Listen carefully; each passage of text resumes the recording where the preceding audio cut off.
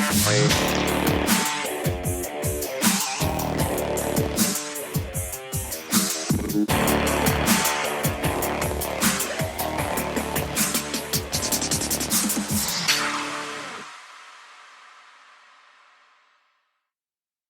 want to start off with a reminder that we are not doctors. Before you make any changes or try something new, always consult with your doctor and medical team first.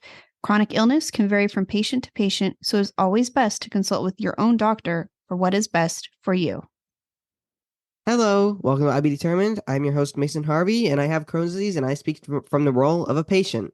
And I'm your host, Michelle Harvey. I am Mason's mom, and speak as the role of a caregiver. Today's episode is a continuation from last week's exciting episode 504 plans, which are extremely important. And I hope to some of you it was exciting and new information, or at least learn from it. Yeah, something you can learn from, or it's helpful if you have one and you're like, oh, that makes sense. And this is why. And, make sure your school is being compliant and actually working with you. So today's episode is going to be about what to include in that 504 plan. Maybe there's going to be some things in here that you'll go, oh, you know what? I should put that in. Yeah, I should include that too. Right. Yeah. So these aren't the only things, like, we're not saying like, this is what you need to have. Yeah. It's like, these might be extra things in addition to what your child just needs. Ideas. Mm-hmm. So it's important for you to know what's unique to your own child, your own teen. And hopefully these will help maybe with a few things maybe you didn't think of. So if you are watching us right now and you're like, I don't know what they're talking about, we're going to put a link up here at the top of the screen, and it'll show you last week's episode to find out what 504 plans are and the steps to take to get it into place. And understand them so it makes more sense in this episode. And to know what to do if you are not being supported by the school. And we also include a link to the Crohn's and Colitis Foundation and IBD Help Center that can help you guys with questions about 504 plans, among other things they can help you with. And so the reason this is so important is because just because you have IBD, like, you want to get the same education as other kids do, right? Just because I have Crohn's disease shouldn't mean I'm not as educated as someone else who does not have Crohn's disease and doesn't have any disease. Right. You shouldn't have to sacrifice your education because for something you can't control. Right. It isn't fair. And so a 504 plan is just something that is ensuring that the needs of your child or teen are met while also being able to complete their lessons.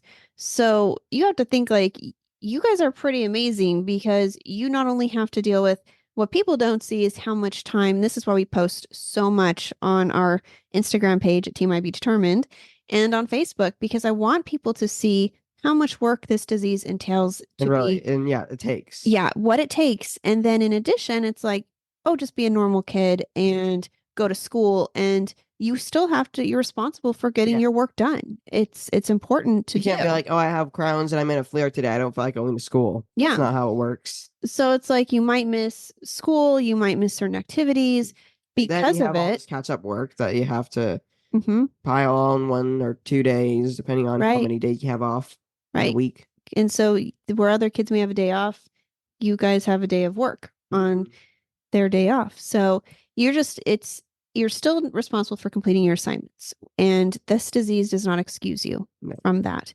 There's a lot of up and downs with IBD. You never know where you're going to be in it. Some days you're doing really well, sometimes it turns and it's not.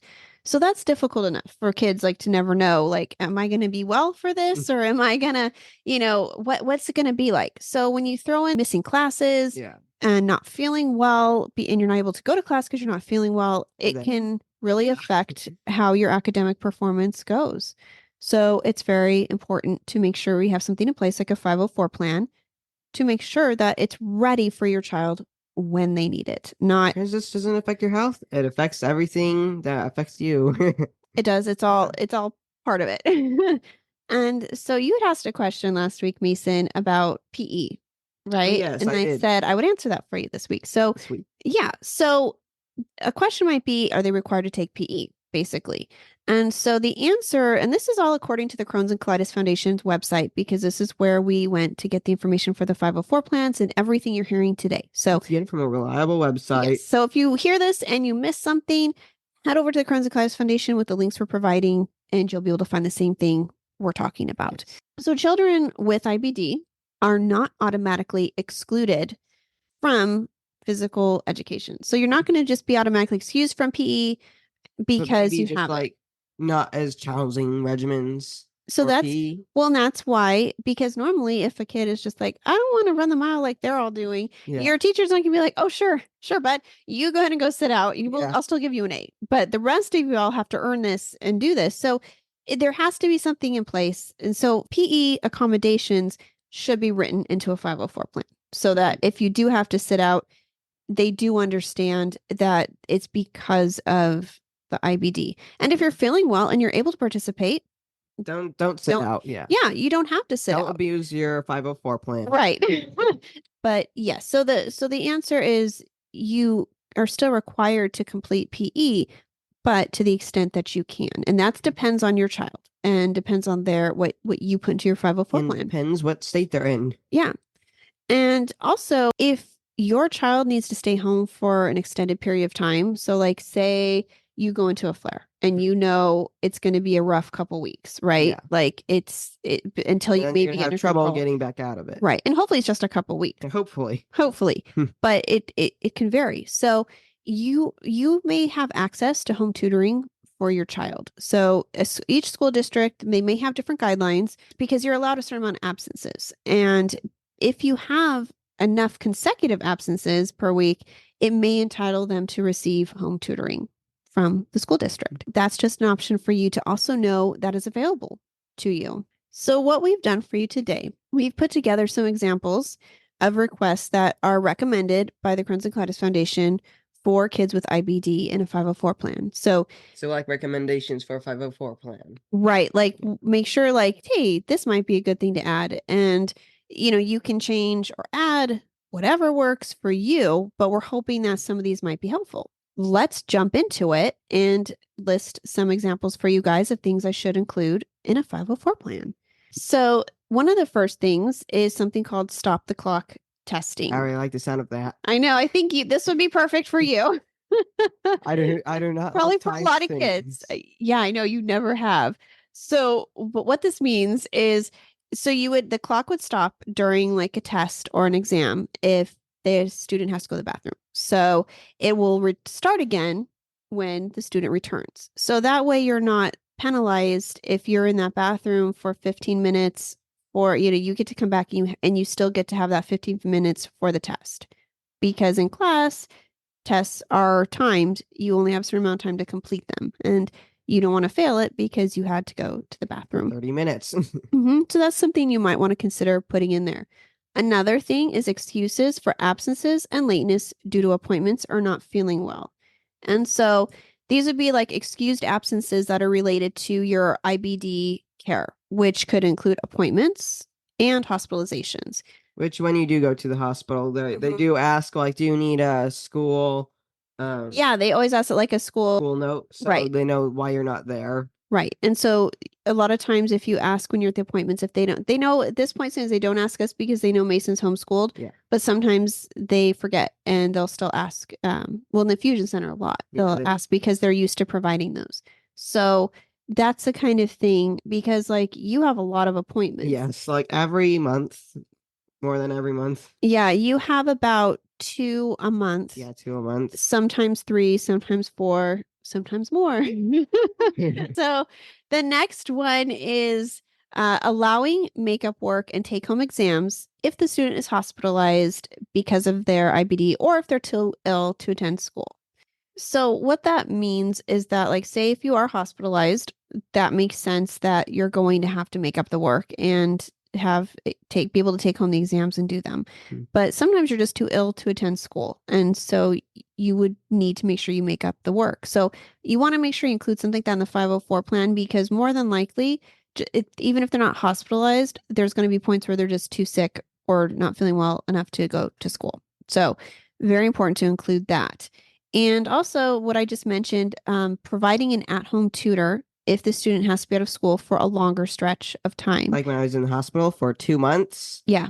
I'd probably need a tutor. Right. That is if they let them in the room. Yeah, I know at the time they were like, sorry. Like, sorry, it turns Mason, out you you would have can't been like, have it. well, oh well, too Yeah, too good, too good. I mean, too Yeah. bad. But there is that option if it's going to be a longer stretch of time. And so you want to make sure you have that in there because you may think you won't need it. But again, this is unpredictable. And you know what you hope and what actually happens sometimes Doesn't isn't the happen. same thing. Yeah. One day it can be in a So- flare. Well, one day it can be fine, and the next day in a flare. We always say that Crohn's disease is like a roller coaster, and you And don't. it is. But it's a roller coaster where you don't know what's coming. You can't see what's coming. Right. You just have no idea what's coming. It's not like you can prepare for it. So the other thing is another one to include is food and beverage accommodations. So make sure there's access to water and snacks to manage symptoms and maintain energy levels. I say the school So- cafeteria. What happens if the school cafeteria doesn't have like certain, like I guess types of food Mhm. for Crohn's disease? Like say, you know how they have certain diets and they're not allowed Right. to have certain things. Right. Would the kid just bring their own lunch to school? More than that point? likely because it's probably going to be hard for the school to accommodate Yeah, okay. that. That's They may have something, I mean, they may have certain options, but there may be cross-contamination that takes place. I'm not entirely I sure. mean, you might be thinking like that's kind of messed up that schools don't serve lunches to these Mhm. kids, but I mean that's a lot of work to Right. make like And custom because food in an area that isn't getting contaminated with the other things. That's a lot of work to do that. it is, I it would know. almost be impossible. I know. Yeah. Like Yeah. we do here, but Okay. Yeah. it's because everyone's triggers are different with this disease. So it's not like everybody just has to be gluten free. And they're saying, oh well, let's just eliminate gluten from everything. Right. It's like some people are totally fine with gluten. And so it's just you have your own triggers. And so that's why it's important for parents to make sure they provide their child with what they need then. Mhm. So that way, if it's not available at the cafeteria, they are bringing something that will not make them sick or cause issues. And also sometimes it's beyond water. It's also supplemental drinks. Sometimes some of these kids are not even on a diet where they eat food. They are on a liquid diet. And so some are just doing like supplemental drinks. And so it's very important to have access to that too. And what about the those lines? Like they're not drinks, but they're like the Like the NG that tubes? G tube, yeah. Yeah. Yeah. And so you have to, yeah. And so that would be on there too. That would be another accommodation you make because that's a special care, a different way to eat and make sure you're getting what you need. And so depending how your child, what they eat, what they need to drink, important to include those and just make sure they have extra access to water because a lot of times these guys get dehydrated. Yeah. So it's important to, I mean, it's important. Everybody does. Yeah. Everyone But has to drink especially water. for them. So yeah. And then another one to include is allowing breaks throughout the day. You may need more breaks than somebody else. And again, I think it's important to point out these may not need to be used all the time. So you might be thinking that your child right now doesn't need any breaks because they're doing okay, but maybe in the future they will. So your child doesn't have to do these things if they're feeling okay and they're not needing those breaks. They don't even have to, but it's important to still include it. That's why we're telling you this. Important things include if you don't need it right now, because you might need it in Right. the future. And that's why we're doing this because you might be just thinking about your symptoms right now and not realizing that It has in store for you. yeah, exactly. So these are kind of things like just include it. Even if you think right now they're not going to need it, just include it. If they don't, awesome. Then you don't There's no utilize point it. in not including it, so you might as well just Right. do it. And the other thing here we have listed is the PE adjustments, which we kind of talked about earlier. And that's where you make the accommodations for PE and whatever they may need. And so it's important for you to know exactly what your child may need and talk to the doctor about it too. And another thing is the seating considerations in the classroom. So preferential Oh, seating. so like because how I'm immunocompromised. Oh yeah, that wasn't actually what I was going to talk about. Oh, But no, okay. but that makes no, but it's a good point to bring up because Oh yeah, I see. yeah, so I was going to mention preferential seating to provide proximity to be near restrooms so you can get to the restroom If you need quickly. to quickly, yeah. Right. So maybe near a door so you can go to the bathroom. But what So you're what I was talking gonna bring up about is was, important too. yeah, because how I'm immunocompromised and with all the sick illnesses going around, maybe sit a bit farther than the other students, sit away from each other, maybe like the back corner, the front corner, or something like that. Right. So you're not You're like surrounded. right in the center Yeah. of everything. Maybe So on you're an only covered by outside two seat. sides, Right. but you're in a corner, so you're Right. open to two sides. And some of you listening may not realize your child is immunosuppressed and that may be something to consider. You might not be thinking about it because they're not on a biologic right now. Maybe they are getting a different treatment. But if you move to biologics or two, like he's on, they tend to suppress the immune system. So that may be something you want to put in there in case they switch medications throughout the year too. Because Crohn's disease itself, I wasn't really immunocompromised with Crohn's disease. Well, your immune system's just it's attacking crazy. itself. Basically, it's attacking you instead of attacking foreign invaders such as the flu, a cold, things like that.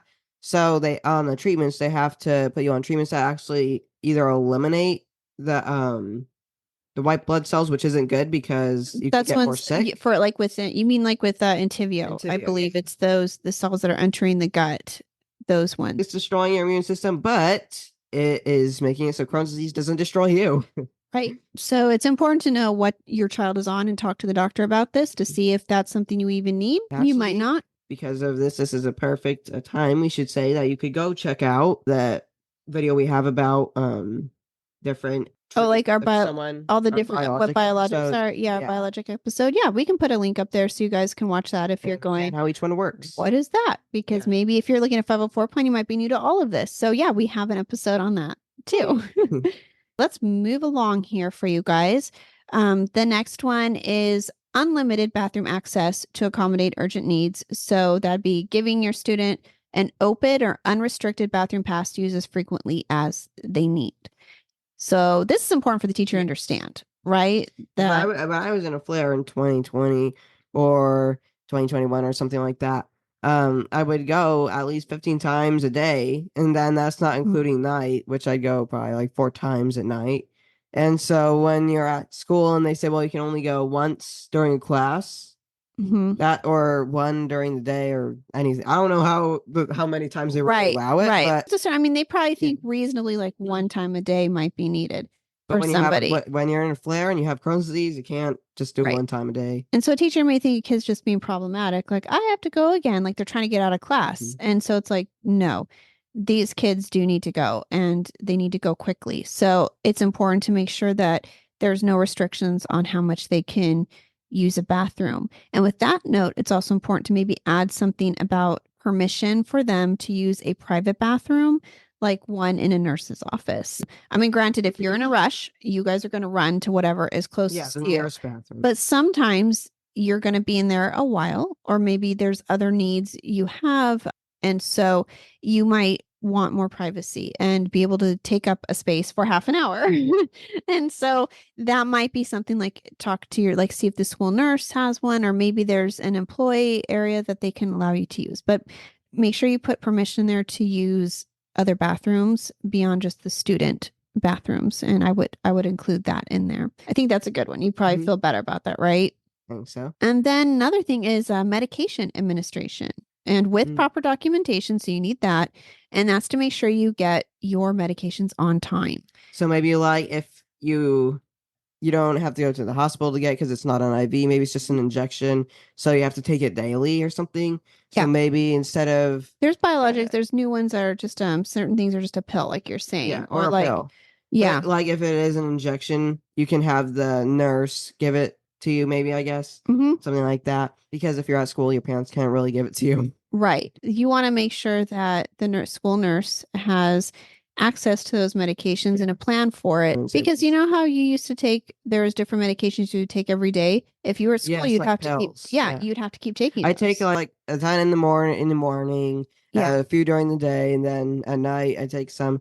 But you have to know what track you're supposed to be on for your medications. Right. And so that's an important thing to include in the 504 plan to make sure there's that specific ability to be able to have access to medication and to have a plan for those medications with the school nurse. So you want to make sure you include that. Even if since Mason is no longer taking certain things during the day like that, I would still include that because if he goes into a flare and he needs to do a steroid or something. And it's always good just to have it just in case. Right. Exactly.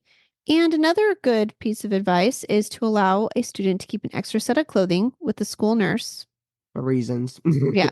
just in case. Yeah. So it's nice. And I think that gives you peace of mind because at least you can go in there, change, and you can get back to whatever, to Whatever school. fun subject you're learning. Yeah. It's important to address. Right. Because I think most of us have a backpack in the car where we always have a change of clothes. We are always prepared. And so think of it the same way. If you're going to keep that with you, guys have one at school too. And you don't have to carry it with you every day, but you can keep it with the school nurse. So nobody has to know about it. And then another thing they have is access to a school counselor for stress or anxiety related to symptoms. We have a therapist for Mason for these purposes. She's excellent. But if you don't have therapy in place, you don't have somebody, and even if you do, it's good to have a school counselor to be aware of this just in case the child does need it. And one of the other things is we kind of already mentioned being allowed to make up tests and homework, but also just make sure that there's extra time for assignments to maybe be completed because maybe they won't need to do makeup work. Maybe they showed up to school, but maybe after school, they have an infusion that day. So maybe they're not, if there's homework that has been assigned, they're going to need extra time to complete that. So extra time for assignments, extra time for tests, those kind of things are just important to include. And something else we are going to talk about is the do's and don'ts of creating a 504 plan. Right. So these are things that you should do and things you don't want to do. So hopefully we'll help you guys avoid some errors here with these. So the first one is do include your child in identifying accommodations that may help them succeed in school. So I think that's kind of what we mentioned last week. It's important to talk to you, right? Like I need to ask you. Make sure your child is aware of what is in the 504 plan. Right. And what they need in it. It's important to ask you that because we might assume like we know, but we may not. You might be like, oh, well, I could really use this. So don't be afraid to speak up. Number one, if you're a kid or a teen, speak up, let your parents know. Don't be embarrassed. Don't be like, or don't feel like I'm being a pain. Like this is difficult. It's not at all. A pain. You have Crohn's disease. Right. And Crohn's disease is being the pain. You aren't doing anything. Right. You need that support. Right. You need the support. You need the support. Your parent is your ally and or your medical team is an ally too. So just make sure that you are being honest about what you need. It's never a problem. Speaking up and being honest, you're not doing anything wrong. No, it's never too much to ask. No. And it helps parents because it's like, oh, okay, we'll make sure to include this. Maybe we didn't, maybe we didn't think about that. So the don't now, because we did a do, we'll talk about a don't, is don't assume your child is aware of or using the accommodations available to them. So if I don't communicate with you within the 504 plan, I give you a 504 plan. I'm like, okay, what's that? Right. What's in it? So if I don't go over with you, are you going to know to ask, like, if the teacher says you can't use the bathroom again, will you know that you're supposed to? Plan. Right. Know you say that. And so you might be like, okay, because what's that? You don't know. So it's important to make sure that your child is aware of what's in it so that they know what's available to them. Because how else are you going to know? What if you're not getting extra time to take a test? And it's important to never assume that your child is going to be aware of the accommodations and make sure they know in the 504 plan, right? That you set up, and they may forget things, so it's important to go over it periodically, like maybe every 2 weeks or every month, depending on the kid. Yeah, and so just an important thing to remember. Another do is be specific about what accommodations are needed instead of saying as needed. Leave it short and sweet. Yep. You don't have to say as needed. A don't assume that the school is implementing your child's 504 plan. So what that means is kind of like we said, don't assume that they are actually doing what they're supposed to in the 504 plan. They may get it. Maybe, hopefully they read it. Hopefully the teacher is aware of it, but maybe there's something they're not aware of. So don't assume that just because you have this 504 plan, you can walk away now and it's done. Like they're taking care of it. And so you want to make sure that, and that's checking in with your child, checking in with the teacher. You want to make sure that the school is doing what is in the 504 plan. Simple as that. Another do is include why, what, where, when, who, and how accommodations will be implemented. So more specific Right. about what it's all for and why they need it and Right. when they need it, who they're for, where they need it. Yep. All of those things. So include all the why, what, where, when, who, and how. So the teachers know how everything works. Mhm. And don't assume every teacher, substitute, coach, staff, or administrator knows what your child's accommodation needs. Because if you're a substitute, you might be filling in for the teacher. The Right. teacher might be sick for a day, so you're filling in. Yeah. And you're there for one day. Even if the child, like, even if you walked up and said, "Hey, I have Crohn's disease," she might be like, "Oh, okay." Like, they're not going to So know. say, I have a 504 plan. It's important to have a plan in place, because if I was to drop my child off at school and I didn't know there's going to be a substitute that day, it's important that your child knows what to do and what to say. So maybe have a plan and what you would tell in that emergency situation of substitute Yeah. teacher. Because they may know that your child, maybe they'll find out that your child has IBD. Maybe your child doesn't want to share that information, but at least if you have the 504 plan, you can know that your child's accommodations will be met if they're aware of it. But just knowing that, just because as a teacher or a coach or, someone on staff, they're not going to know necessarily about what your child needs. So don't assume that. No. Do develop a plan, even if your child is healthy and doing well at the beginning of the school year. Very important, like an insurance policy. You don't want to try to figure this out once your child is sick, because then you're already trying to deal with that, and it's going to be much harder to do this process. So even if they are healthy, which is perfect timing to do it, still, really, it's perfect timing, because then you can put your attention on it, get everything you want in there, but make sure you still have that plan, and try to, if you can, make sure it's at the beginning of the school year, unless, something changes throughout the year. Then you make those changes. Make the changes as fast as possible. This is an interesting one. Oh. Don't let your child talk you out of implementing a plan because they are too embarrassed or doing well at the beginning of the school year. So, like, some kids might think, I don't want others to know about this. I want to be like everybody else. I don't need a special plan. Like, even if your child says that's, like, okay, talk with them, find out what the source of this embarrassment or shame or fear, whatever it is about the 504 plan, have open conversations about it, but make sure they understand that you're going to have it in place. And it's there to help. Yeah. You don't have to talk about it like that. You don't have to go to your friends and say, I have a 504 plan. Walk up to your friends and be like, I have a 504 plan. Right. No, just tell it to the teachers, tell it to like the principal, just tell it to the council. You don't need to tell it to everyone in the school. Right. And so you can assure your child that this plan is necessary. It's important for kids to learn when to start taking control of their disease. And this is part of managing it. Having a 504 plan is part of managing this disease. So it's really important to make sure your child understands that. Letting them embrace their future selves. Yep. Get used to it. Get used to it. Because in the future, you'll be advocating for yourself. So you need to start using that voice. But just because your child is like, I'm embarrassed, I don't want one, too bad. Like, this is going to be necessary, but make sure you do validate them and make sure that their concerns are addressed. You want to definitely make sure you do that and make them feel comfortable with it. Yes. And maybe once they understand what it's about, I think. Don't overlook any concerns. Right. Make sure you're addressing all of them and, just validate them. Make sure they're understood. Yes. And do continually check in with your child teachers to see if the plan is working. Right. So maybe you have a 504 plan in place. You thought you got everything covered, but make sure you talk with your child, talk with the teachers to make sure everything is working as it's supposed to. Yes. Yeah. Like, maybe something might need to be adjusted. Maybe something wasn't put in there that needs to be in there. Maybe something that was put in there is just not working out. So important to check in and make sure you keep the situation one where you can adjust it and be open to change. And also just know if it's working well. It's important to know if it's working well too. It's like, awesome if it is.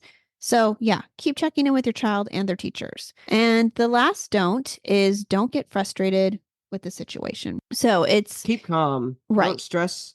Don't make anyone else stressed. Right. Establishing accommodations can be a slow moving process. Keep on going, get the plan taken care of, and that way you guys will have that peace of mind. So just keep up with it. And the last thing we're talking about is, I don't know if everyone's doing this, but I know this is very popular with COVID. So at Mason School, actually, they do have options where you learn remotely. So there are different ways that they teach. They have classes that are on online. So what if your child is learning remotely? Do you still need a 504 plan? Well, the answer is yes, you still do. So maybe though, if you have a remote learner, something you'd want to include in the 504 plan is having permission to turn off or stay off camera if they're not feeling well. So maybe it's like you're laying down, you are, Maybe you're just listening, you're trying to understand it, but right. you don't really want to be on camera. You're just resting while Right. uh So as long as you have that permission where you can turn it off and stay off. May I have permission to shut off my camera? Yeah, I know. Just Well, ask. hopefully you won't. Hopefully, again, if you have something in place, Yeah, the teacher they will should be have aware. that. If you, when you log in, if you're just, they'll be like, they won't say anything. Also being still able to use the bathroom during class because it may involve leaving and rejoining the online classroom. And you don't really want the teacher drawing attention to that. Like, where'd you go? Why did you get up and leave? So if the teacher understands, like, you're just going to take off and come back and they just keep on going, it doesn't embarrass anybody so that they understand what that is about. And so maybe agreed upon a code word or notification that the student can use in a private chat to alert the teacher that they need to leave for a medical or bathroom need. That could be fun. Yeah, so just like you might have a code word or a gesture like in class, like tell the teacher, no, like, I gotta go. So that's important to have set up too. And same thing, if you need to miss class due to medical needs, lessons, classwork, exams can be made available to the student to do in their own time. So even though you think, well, they're not in a classroom, still these things are going to apply. So make sure you still have a 504 plan. And so I'm just going to close this out with a few things we already talked about last week. And that is some other recommendations are to maintain written documentation of all discussions, agreements, and actions. So keep proof for it. Right. So make sure you keep all of that. And because that'll help track progress also for future discussions on it as well. Be actively involved, advocate when necessary, and follow up with the schools. Have a support network of trusted people like healthcare professionals or advocates. So, which we do. And I think a lot of you with this do. And should have. Yeah, like your medical team. Doctors, nurses, therapists, Yep. nurse call line. Yeah, we have like all that. kinds of Important all kinds to have. of things. Important to have when you have this disease.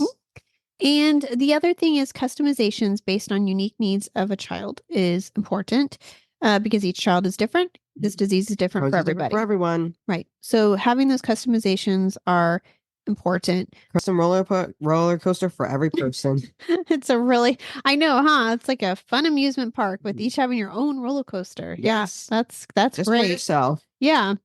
And you also want to take into account maybe not just beyond school, but extracurricular activities, transitioning between grade levels or schools that can be problematic. And the other thing is standardized testing also. So make sure you have something in place, and that takes a little bit more time sometimes. So make sure you have something in place for the standardized testing. And open conversations with your child about their accommodations and rights are very important. So as we talked about, important for you to know so you understand it. So I understand what they're doing and what it's for, what the 504 plan is for. So they're not just like, I have a 504 plan. I don't know what it is. You can look at it. And because it's important too, you know your rights and you know what you are entitled to and what someone is not providing. So I'm entitled to this 504 plan. It's important to know. And also acknowledging their thoughts, feelings, and concerns about privacy, which we kind of mentioned too. So making sure. Embarrass a kid. Right. That's the last thing you want to do. It's already like, you don't want to make them not want this because it's going to be a problem, but it's more like a 504 plan is a partner in your medical journey. Yeah. So make sure that you just address all that and take their privacy into account. Something else I saw that was written that was interesting was having accommodations is not a commentary on your ability or potential. It's a necessary aspect of your IBD care. And so that was written on the Crohn's and Colitis Foundation site. But I think that's important because having a 504 plan doesn't mean that there's a lack of ability, a lack of potential. It's just part of having IBD. I could use this. You need this. Right. Something everyone should have who has IBD. No one should be left out. And maybe you won't need it, but like Mason said, you shouldn't be left out. If you do need it, you should be entitled to the same education everybody else is. Don't be scared to ask for it. They're to help, not embarrass you. Yeah. Well, that's very important. It is not there to embarrass you. It's there to help. So yeah, just think of it as part of your IBD team. All the different aspects. It's just another part of it. So that wraps up for today's episode of the yes, we're going to kind of last episode. conclude our 504 plans here. We may do more on them in the future. Might come back in the future, but who knows? Right. But we're hoping this gives you guys a good baseline, a good place to start. And with the links, we'll be providing different things for you to access in case you guys need that help. Yes. If you guys want to follow us on Instagram, you can at Team IB Determined. And there's the stories of our journey and a lot of take step stuff right now because we're still fundraising for that. And so you want to follow us on there. And then on Instagram at the Reggie Project is another interesting one. I think a lot of you might enjoy that. So check that out. If you guys want to download a copy of your own Reggie and take it with you to an appointment, we would love to see pictures. You So want to see pictures of Reggie at like maybe a hospital, like you're taking pictures with Reggie while you're getting a shot or an IV or your biologic. Yep. Or if you do take a biologic, or you can take a picture with Reggie at like the store maybe or Disneyland or something fun where you go. Right. Just to show how your life Right. is like with your disease, or if you just support Crohn's disease or anything, just raise awareness with Reggie. we would love to see that. And that's the Reggie Project on Instagram. And you can also listen to us on any podcast station, places like Spotify, iHeartRadio, Amazon Music, Apple Podcasts, and on YouTube now. And really, but anywhere you find any podcasts, that's where we're at. Buzzsprout, there's a link to all the different podcasts. Yeah, right? we'll have that. We'll provide that for you guys so you can find that. And there are YouTube podcasts now. And if you do want to watch us and listen to us, you can go to YouTube. And if you are on YouTube, make sure to like and subscribe. And if you want to be notified every time we post a new video, make sure to hit that blue bell icon, the bell icon. Yes. I think it'll be blue when you click it. Yeah. Sure. And also, like, we enjoy the comments. Yeah, have we been getting some comments? Yeah, it's been a little quiet, but a little slow. So please break that no comment streak. Yeah. and let us know what is important to you guys and what we could talk about and expand upon, because I think it's very important that we are really helping you guys. We definitely want to be there for you guys. That's what we're doing this for. You could say maybe what you related to in the episode, what brought you to this channel, if you just want to say hi, or if you do have an idea for something you want in a podcast you want to see in the future, like maybe there's something we didn't touch on today, or there's another podcast you have in mind of, just leave it in the comments and we'll read the comment. We read all of our comments and we'll make sure to maybe try to incorporate it in another podcast. Yeah. So just let us know. We're happy to do it. We love getting feedback. Yeah. So with that, guys, that is the end of the episode. And we will be back next week with something different and something fun for all of you, hopefully. No, we don't know what it is yet. You don't know what it is either. I know. So check in next week. Yeah, it's going to be a surprise to everybody. So thank you guys for listening. Hope you guys all have a happy weekend, week, work day, school day, whatever happened in your day. Spring break's almost here. Almost here. Might be here for you guys before it is for me. So happy spring break. So if you are, break, happy 504 plan. Yeah, enjoy. So you guys all have a good rest of your day. And we'll see you next week with the next episode. Bye. Bye. We hope you will stick around, tune in, and reach out to us with your own journeys. We are excited to give you an inside view of what it takes to be a caregiver and what it's like to be a patient. And most of all, we hope you'll maybe be able to apply something you hear on here that might help you in your own life. Sometimes life changes, and it's all about how you handle the journey.